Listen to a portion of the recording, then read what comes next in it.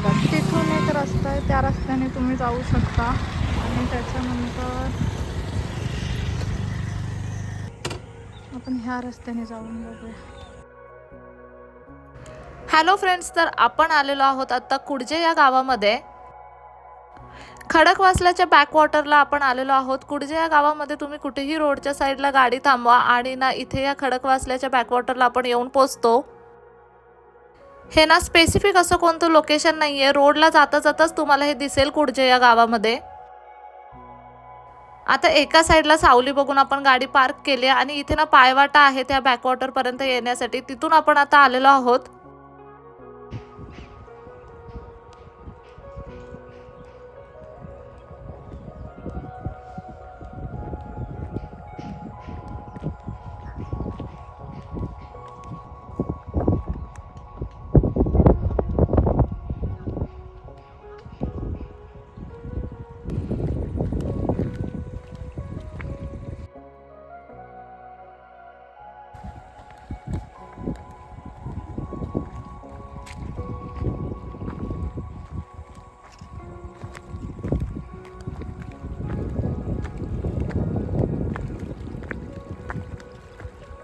हे लोकेशन ना ॲक्च्युली कुडजे गावामध्ये खडकवासल्याच्या बॅकवॉटरला आपण आलो आहोत असं तुम्ही म्हणू शकता.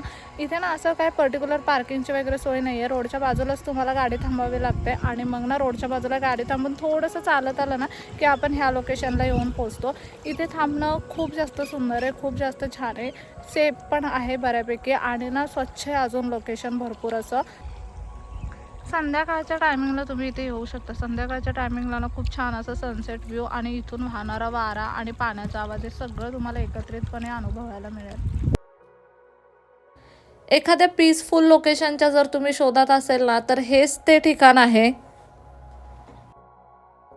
इथल्या संत अशा वाहणाऱ्या ह्या पाण्याचा तुम्ही फक्त आवाज ऐका, इतकं छान वाटत होतं ना.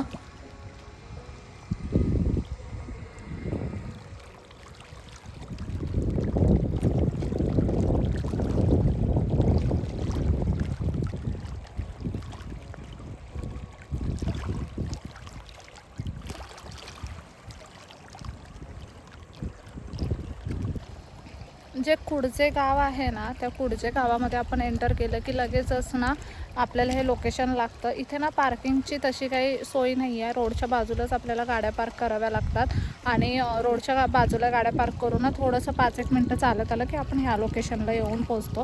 पण ना खरंच खूप सुंदर लोकेशन आहे आणि ना इथे संध्याकाळच्या टायमिंगला इतकं छान वाटतं आहे ना. सुंदर असं सनसेट तुम्हाला इथे एक्सपिरियन्स करायला मिळेल आणि पाण्याचा वाहत्या पाण्याचा खूप सुंदर असा आवाज आणि एकदम गार वारा सुटला इथे. आत्ता ना नाही म्हटलं तरी पण 4-4:30चा टायमिंग झाला आहे आणि एकदम सुंदर गार वारा आहे कडाक्याच्या उन्हामध्ये सुद्धा. पण खूप जास्त स्वच्छ आहे आणि आजूबाजूचा परिसर तुम्ही पाहू शकता.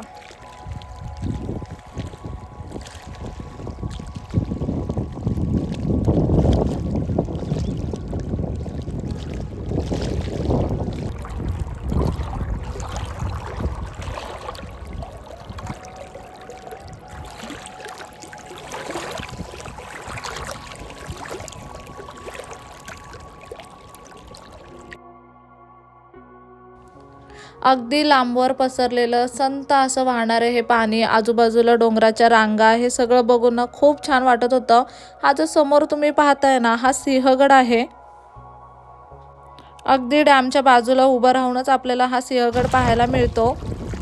इथे मस्त असं पाण्यामध्ये पाय टाकून तुम्ही बसा, इतकं स्वच्छ पाणी आहे ना हे.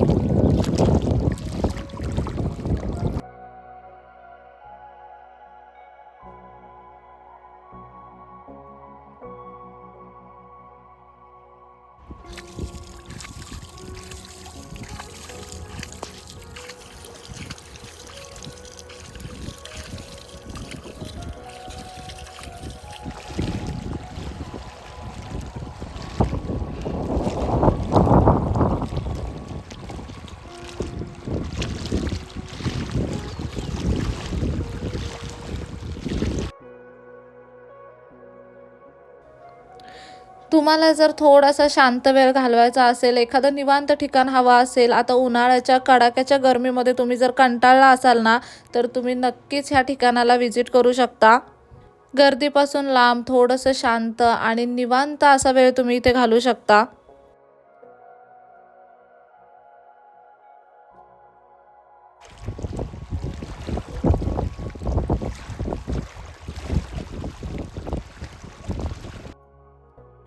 ही जी अशी शांत आणि निवांत ठिकाणं असतात ना, मला पर्सनली ही खूप जास्त आवडतात.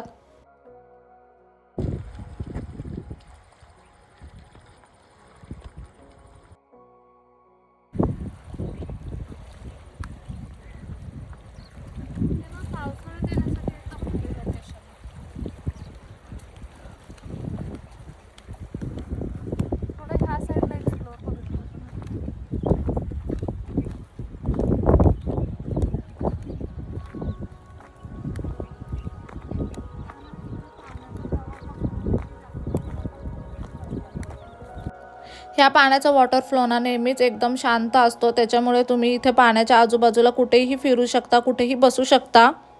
मी तुम्हाला एकदा ना फास्ट फॉरवर्डमध्ये आजूबाजूचा सगळा परिसर दाखवते, म्हणजे तुम्हाला आयडिया येईल.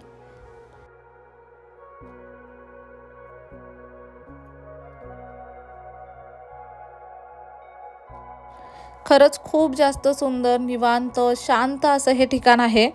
अशा ठिकाणांना कधी कधी भेट दिली ना की खरंच मनाला खूप बरं वाटतं आणि आपलं माइंड खूप जास्त फ्रेश होतं. तुम्ही सुद्धा नक्कीच इथे व्हिजिट करू शकता. मी ना लोकेशन डिस्क्रिप्शन बॉक्समध्ये दिलेलं आहे. 4 ते 7 ही वेळ ना एकदम बेस्ट आहे इथे व्हिजिट करण्यासाठी. चला तर मग या सुंदर अशा नोटवरती आता मी सुद्धा तुम्हाला टाटा बाय बाय करते. नेक्स्ट व्हिडिओमध्ये भेटूया. तोपर्यंत मस्त खा, भरपूर फिरा आणि आनंदी राहा.